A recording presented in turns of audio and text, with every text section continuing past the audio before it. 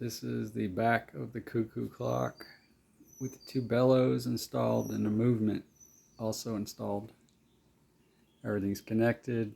I got the back door removed, obviously, so you can see the working.